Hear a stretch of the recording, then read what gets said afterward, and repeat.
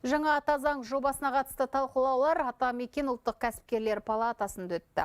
Жалпы ұлттық коалиция мүшелері бизнес қоғамдастық өкілдерімен кездесіп, алдағы маңызды міндет межелерімен бөлісті.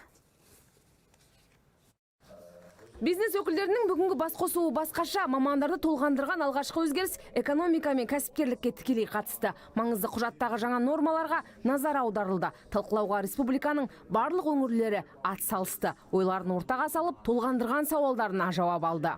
Жалпы алған кезде, біз кездесуге барған кезде әр ортаның осы жаңа конституцияны қолдап, өздерінің жаңағы сұрақтарына жауаптарын алып, сондай қолдап жатқандарына көріп жатырмыз. Өйткені мына конституцияда білесіздер, бір 10 шақты адам ғана жазған конституция емес. Жаңа конституцияның нұсқасын таныстыру барысында заңгерлер, қоғам белсенділері мен мемлекет қайраткерлері сөз алды. Олар жобаның мақсаты, заң үстемдігін, әділетті қоғамды құрудың маңыздылығына тоқталды. Мемлекеттік басқарудың тұрақтылығы мен болжамдылығын күшейту екенін атап өтті.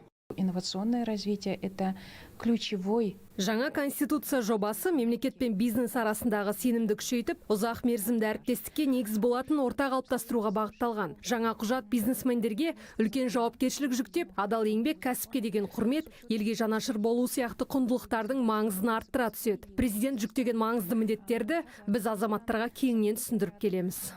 Жалпылттық референдум қарсаңында коалиция мүшелері өңірлерде 12 мың шара өткізіпті. Миллиондаған қазақстандық жаңа ата заң қабылдаудың маңыздылығын түсініп, қолдайтындарын жеткізген. Камшат Мұхамеджан, Марат Тиханбаев, 24 KZ, Астана.